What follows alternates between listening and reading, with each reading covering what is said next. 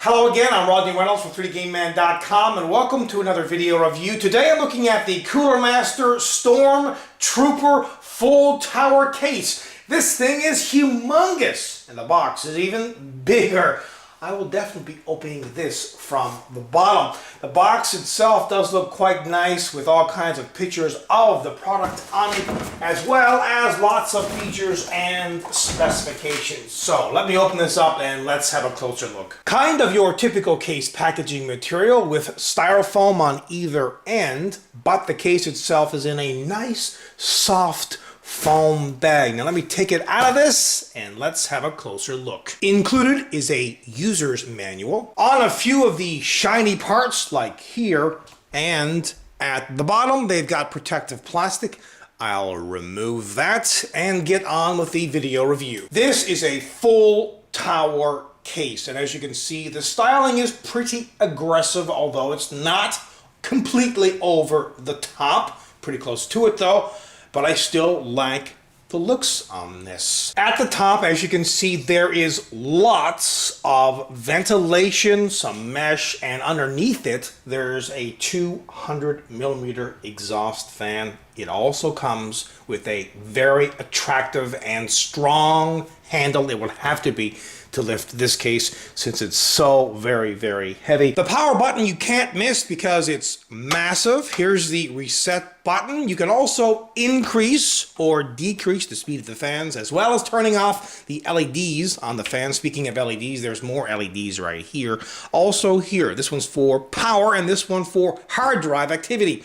Here's the microphone jack, headphone jack, 2 USB 3 ports, as well as 2 USB 2 ports, and 1 external serial ATA port or eSATA port. At the front, at the very top, you can slide a 2.5-inch drive in. There are 9 5.25-inch drive bays. The bottom one has a 3.5-inch insert on the 5.25-inch drive bay cover, so you can slide a 3.5-inch drive in there if you want to. Also, each of these 5.25-inch drive bay covers come off extremely easily, and they double as dust filters. At the front bottom, there's the Cooler Master Storm logo, which can be easily removed by pushing in on either side. And then there's this, a slide out, which has all kinds of things in it, like cable ties, motherboard standoffs, and so on. Things that you will require when you're installing computer hardware in the case. The left and right side panels are the same. They have this kind of punched out area and a lot of mesh and ventilation. Except the right side panel has a little less ventilation. Now I should also mention that you can remove this top panel if you want to. Now they do include a 200mm fan here at the top, which exhausts all the warm air out of the case, but you can remove that if you want to and install a couple of 120mm fans, but they are optional. Also at the top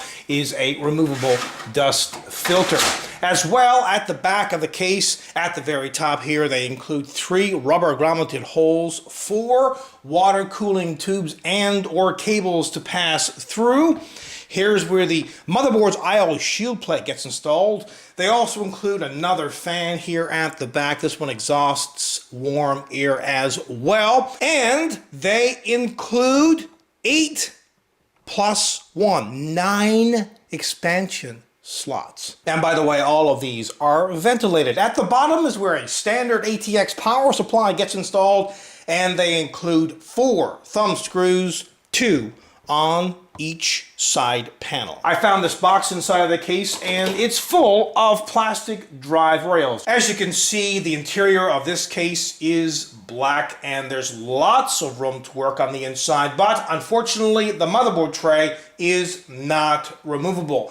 Now this case fits micro ATX, standard ATX, and extra large ATX form factor motherboards. There's a very large hole on the motherboard tray for the cooler's retention plate. There's also all kinds of cable management holes, as well as punch outs on the back of the motherboard tray, so you can organize cables back there. And there is a fair amount of space behind the motherboard tray and the right side panel to do that. Now, when it comes to drives, well, this case can accommodate a lot of drives, 5¼ inch, 3½ inch, and 2½ inch, but there's combinations of them. Like, for example, if you occupy the front 5¼ inch drive bays, then you can't have as many 3½ inch drives or 2½ inch drives and so on and so forth. So let me go through this. First of all, I mentioned earlier that you can have up to 9 external 5¼ inch drive bays. That's correct, but it depends, like I said, on the 3½ inch drives and the 2½ inch drives. So here we go. You can have up to 8 3½ inch drives. You can have 4 in each one of these hard drive cage compartments, which, by the way, can be removed, and also they can rotate. Okay, so if that wasn't confusing enough, you can have up to 13 2½ inch drives, but again, converted from the 5¼ inch drive bays at the front. And also, you see this little thing right here? You can put more down here. There are 2 rubber rests for the power supply to lodge on. All of the expansion slots come with thumb screws, and the 2 drive cage compartments come with 120mm fans, and both of these fans intake cool air. This case fits video cards up to 322mm in length and CPU coolers that are 186mm in height. Now here's that 200mm exhaust fan that's at the top of the case. Now some of you might be wondering, but wait a second, you mentioned that there's a removable dust filter at the top. Why would you need a removable dust filter at the top of the case if the fan is exhausting air? Well, in this situation, you really don't need it. But remember, you can remove this fan, turn it around to give you different air pressure or airflow inside of the case. You can also remove this fan and install a couple of 120mm fans. They're optional, but you can do that. But whatever fan or fans you have at the top of the case that are intaking cool air, if you choose to do that, then you will definitely use that dust filter that they have. At the bottom, there are 4 kind of like audio-video style feet. Each one has rubber. There are also 2 dust filters. One right here, which just slides out. And by the way, you can install an optional 2 120mm fans here if you want to. There's also a removable dust filter here. This is for the power supply's fan, and this one just slides out. Let's have a listen to the stock cooling. First on the low speed.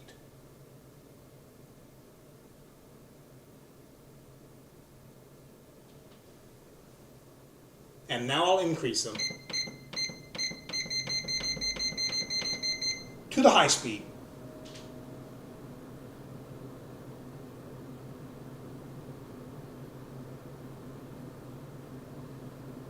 Now, if you're wondering what all that beeping was about, well, it's when you increase and decrease the speed of the fans. I'll show you. You'll also see the LEDs as well. Maximum speed. Decrease it to minimum speed. Cool case, you betcha. This is one of the very best full-size tower cases on the market. I love the styling, the overall build quality, and it's jam-packed full of fantastic features. The only issue that I have with this case, to be honest, is it is extremely heavy. Although it's made from pretty heavyweight steel that has advantages and disadvantages. The advantages, it's strong. This is a super strong case. Now there's plastics and also mesh on this as well, but the main body of the case is steel. That's the advantage. The disadvantage, of course, is weight. I prefer aluminum cases, but then you get into a different category and they're much more expensive. Also, unfortunately, the motherboard tray is not removable on this case, and I do like removable motherboard trays. However, all things considered, this is a 100% kick-ass product. Until next time, take care.